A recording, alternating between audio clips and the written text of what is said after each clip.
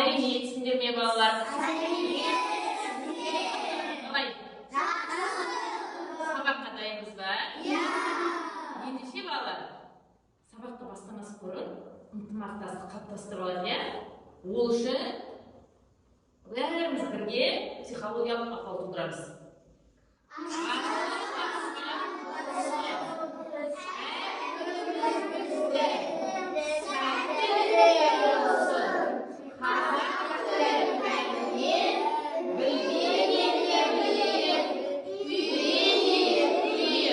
Балалар, енді өткенді қайталайық, өткенді еске түсірейік. Ол үшін біз орбул әдісін көмекке шақырамыз. Не өттік? Етістік, дара және күрделі етістік. Ендеше балалар, қазір осы орбул әдісі арқылы дара және күрделі етістіктерді анықтайтын боламыз, иә? Мына жерден бізде күрделі етістікті табуымыз қажет. Келе ойлаймыз. Алдағы отырамыз. Жарайсың.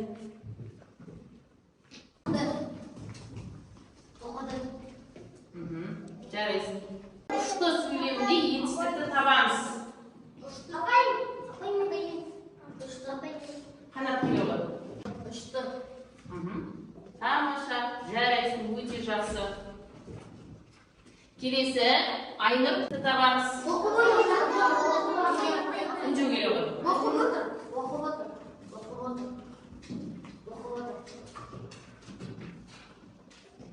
Берілген етістікті күрделі етістіктерге айналдырамыз. Ұшты. Расыл келе ғой. Ұшып кетті.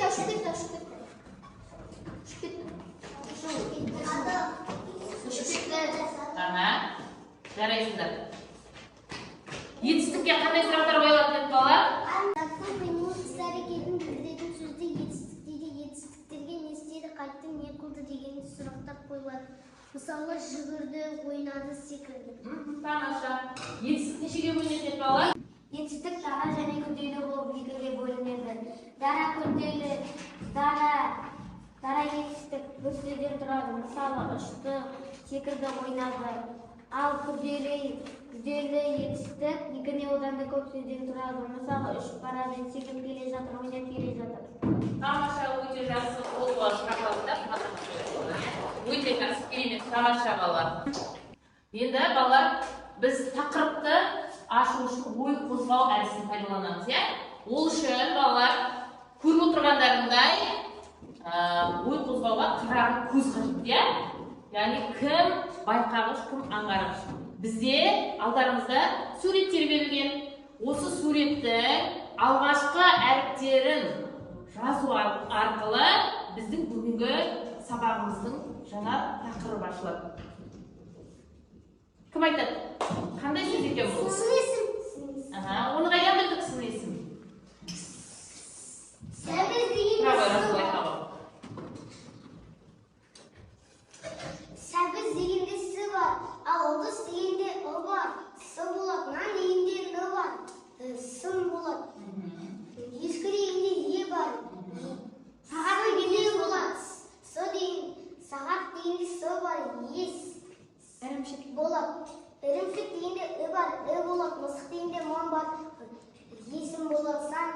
Сын есім шығады. Тамаша, өте жақсы. Ендеше біздің жаңа сабағымыздың тақырыбы не екен? Сын есім. Сын есім.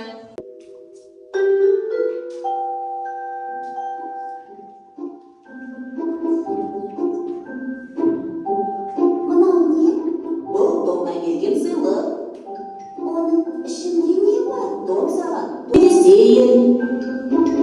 Ол кішкентай.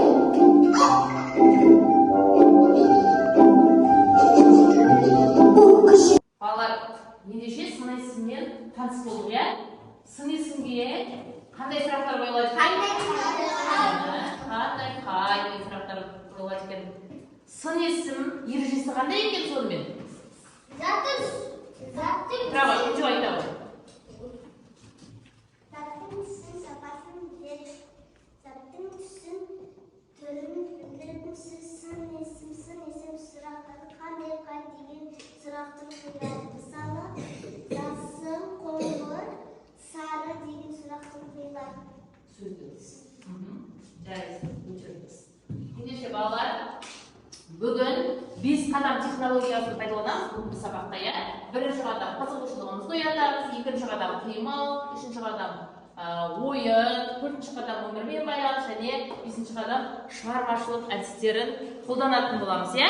Енді осы бірінші қадам қызығушылыққа келейік. Яғни бүгінгі сабағымызда балалар сабағымыз өте қызық, орманға саяхат жасай отырып, қызықты сабағымызды өткізетін боламыз, иә.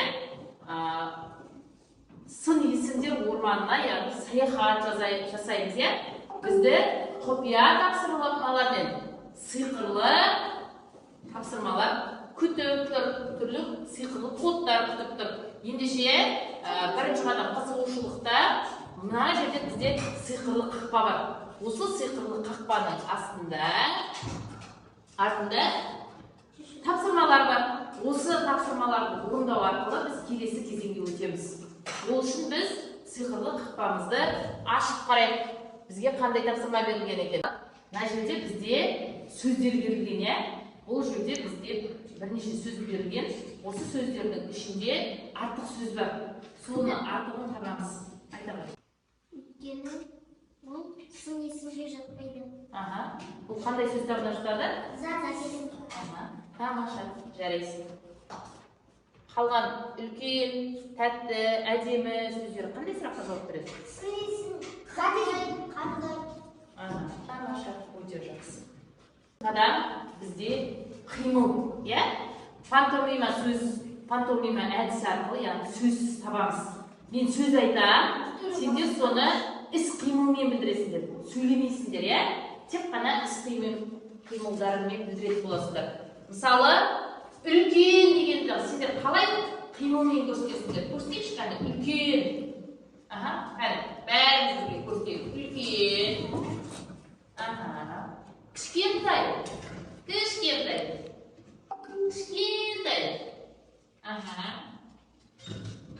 Қимылдарымызбен білдірейік.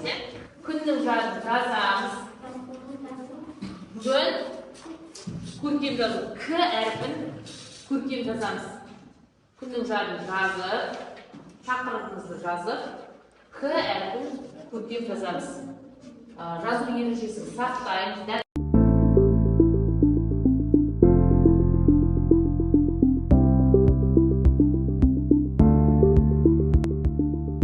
Одан әрі алып балалар, жұптық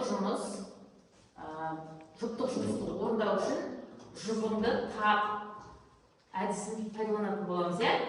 Қазір ол үшін мен сендерге стикерлер беретін болам, иә? Сол стикерлер арқылы сендер жұптарыңды табасыңдар.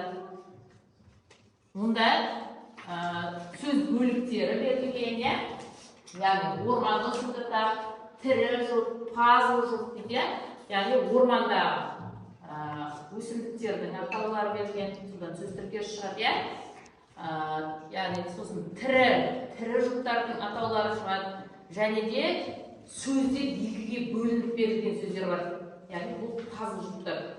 Бір-бірімен қарап тұрып, әрқайсының қазір сөз стикерлер беремін, иә? Соны өздерің сөздерді бір-бірінің қарап оқи отырып жұптарыңды табасыңдар. Сосын жұпты тапқаннан кейін, иә балалар, сөз тіркесі шығады, одан сөз тіркесін оқисыңдар. Және сол сөз тіркесіндегі сын есімді анықтайсыңдар сұрақ қою арқылы, иә? Және одан кейін сол сөз тіркесінен сөйлем құраймыз балалар, жарай ма?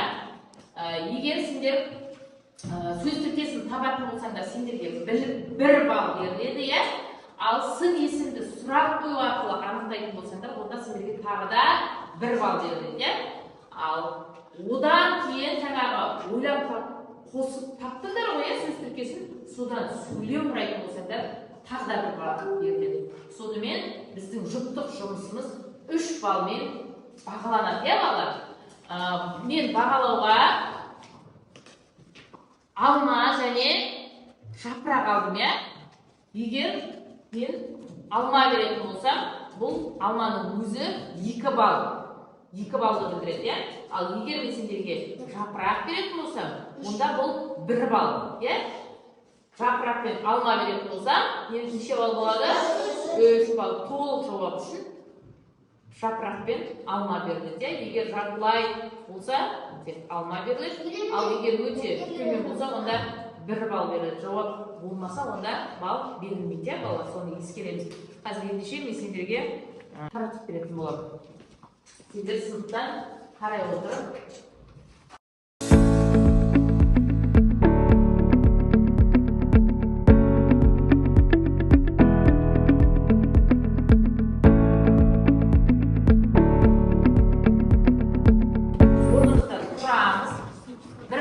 Көрінетіндей болсын алдымыздағы сөздеріміз, сосын оқимызда сөз тіркесін тауып аламыз бізден.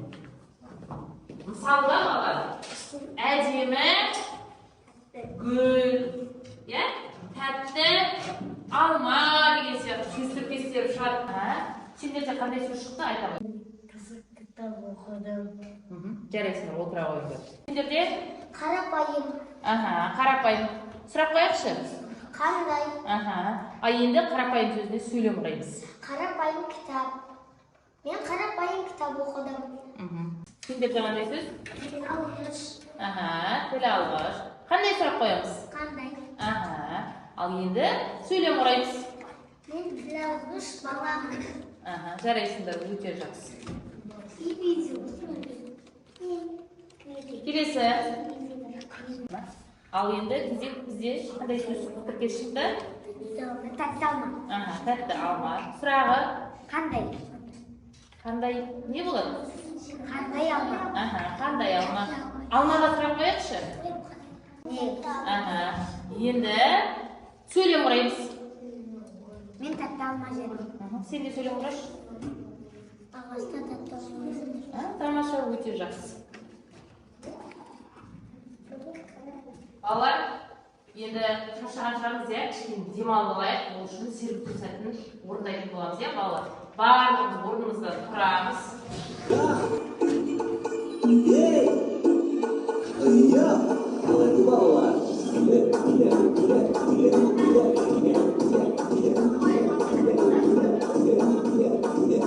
Біз топтық жұмысты орындау үшін біздің сыныбымызда QR кодтар жасалған. Сол QR кодтарды тауып, тапсырмаларын орындаймыз. Ол үшін мен сендерге жұмбақ жасырамын, ол қай жерде жасырылғанын анықтау үшін. Көктемде жайнап ашылам, әдемілік шашамын, қош иісім аңқыған, мен не боламын?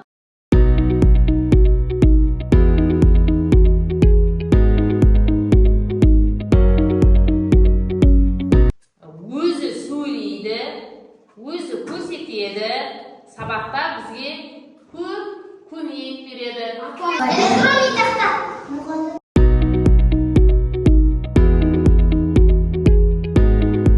Оқушы досы үнемі, кітап, дәптер тұрағы, сабақта бірге отырамыз. Бұл ненің атауы?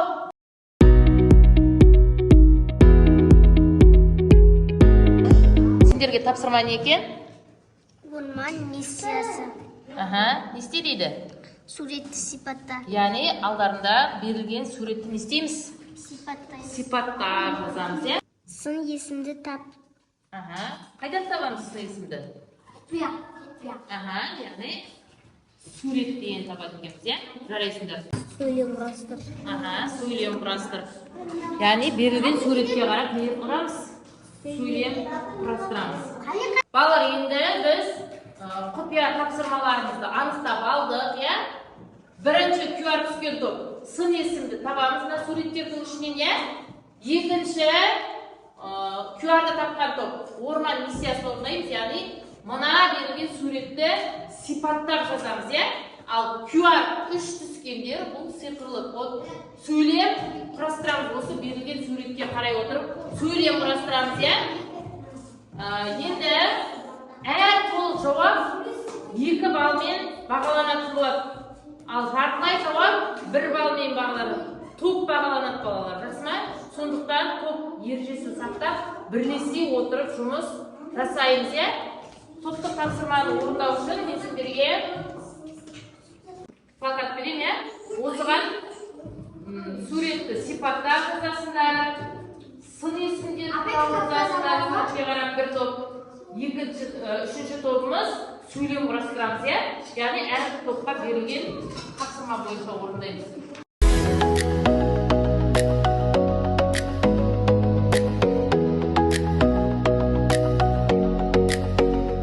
Ай суда жүзіп жүр. Атымен қонжық бірге суда жүзіп кетті. Аюмен қонжық өздері шомылуға келді. Қонжық аулада ойнап жүр. Аю қонжықты тістеп алып суға бірге шомылды. Сын есімдер көк, үлкен, кіші, ашық, қашты, таза, сүрді. Үлкен аю суда жүзіп жүр. Кішкентай аю ойнап жүр. Жарайсың.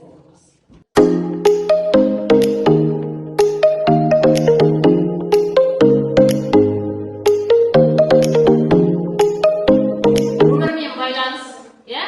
Бүгінгі өтіліп жатырған сын есімді біз өмірімізбен байланыстырып айтамыз. Мысалы, менің сүйікті затым тақырыбында заттарды сипаттап айтамыз, иә? Өз затын сипаттаған оқушыға бір балдан беріледі. Жарайсың, жауап. Сумкам әдемі. Тамаша, қайта ғой. Менің сумкам үлкен әрі әдемі. Тамаша. Әрі керемет. Тағы. Менің сынығымның іші кең. Тамаша. Ең тәткен таза. Енді балалар, шығармашылық үшінші қадамымыз. Тірі постер. Сын есім гүлін жасайсыңдар, яғни гүл күлтелеріне сын есімдер жазып шығасыңдар. Келесі топ реклама жасайсыңдар. Мысалға, мені алма өте тәтті деген сияқталып, иә? Мені қонжығым өте жұмсақ деген сияқталып, реклама жасайсыңдар, иә? Оның алдарына келген қағаздарға жазасыңдар. Келесі сөйлейтін зат, мысалы, мен қызықты кітаппын деп, иә? Мен үлкен кітаппын. Жарайсың. Менің қонжығым жұмсақ.